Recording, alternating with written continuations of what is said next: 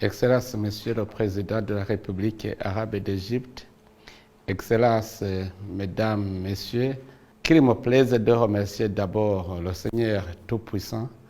lui qui nous a gardés et protégés jusqu'à cette rencontre virtuelle qui va nous faciliter d'échanger sur l'avenir de notre continent africain, sur les moyens et les solutions africaines pour la paix et le développement durable. Organisé sous un thème très éloquent qui appelle à formuler une vision de la nouvelle réalité africaine, laquelle vision est plus que jamais indispensable pour une reprise plus forte et une reconstruction meilleure de notre continent. Cette session constitue une opportunité en or pour examiner ensemble les voies et moyens de mobiliser toutes les forces vives de nos pays respectifs, des acteurs nationaux, régionaux et internationaux, toutes catégories confondues, pour la réussite de l'agenda 2063 de l'Union africaine pour le développement, l'Afrique que nous voulons. C'est une opportunité qui m'est ainsi offerte pour vous transmettre les salutations du Burundi, un pays qui s'est doté il y a moins d'une année d'institutions démocratiquement élues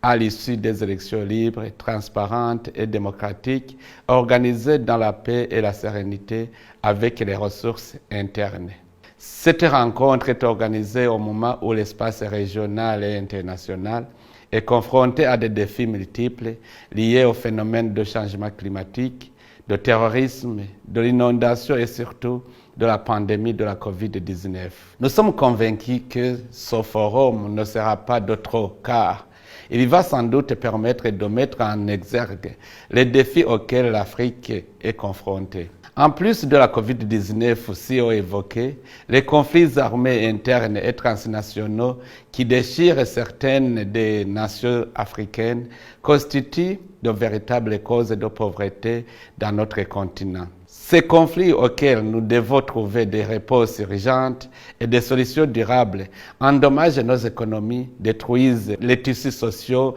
de notre cher continent et infligent d'extrêmes souffrances humaines. Il est donc de notre responsabilité, en tant que dirigeants, d'apporter urgemment des réponses aux déficits du vivre ensemble pour que l'Afrique ne demeure point le continent des conflits et pour que les Africains parviennent à tirer profit de tout le potentiel de l'Afrique, inexploité et ou mal exploité.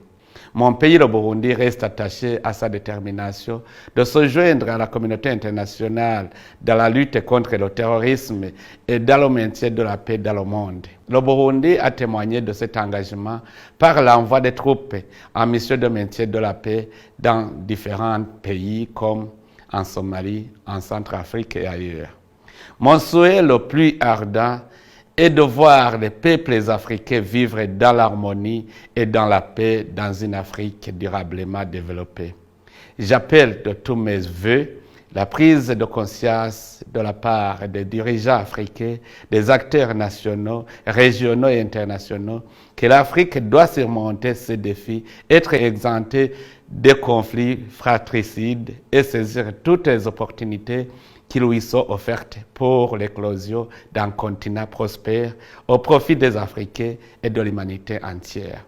Merci pour votre aimable attention. Que Dieu bénisse l'Afrique et les Africains.